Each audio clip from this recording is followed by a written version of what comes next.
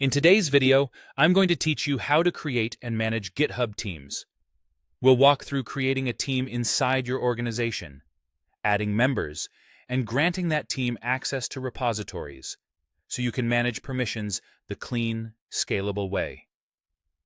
Start by opening your browser and searching for GitHub. Click the official github.com result and sign into your account. If you use two-factor authentication, complete that step so you can access organization settings. Once you're in, navigate to your organization's main page on GitHub.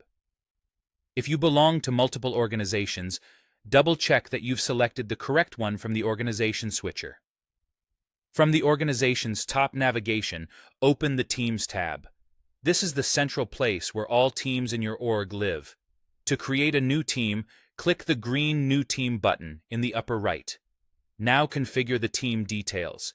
Give the team a clear, predictable name, like Front-End Devs or Data Platform, so others instantly understand its scope. Add a concise description that explains the team's purpose, such as the code bases it owns or the responsibilities it covers. Then choose Visibility. Visible means anyone in the organization can see that the team exists, which is useful for discoverability and requesting reviews. Secret keeps the team hidden from non-members, which can be helpful for sensitive work or temporary initiatives.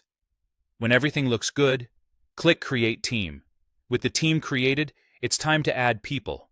Inside the team, go to the Members tab. Click Add a Member, then search by GitHub, username, or full name. Select the right account and assign their role. Most people should be members. Reserve the owner role for trusted maintainers who need to manage team settings, membership, and repository access. You can repeat this to populate the whole team. Next, grant the team access to the repositories it needs. Open the specific repository and go to Settings. In the left sidebar, choose Collaborators and Teams, then click Add Teams. Search for the team you just created, select it, and pick the appropriate permission level. Read allows viewing and cloning.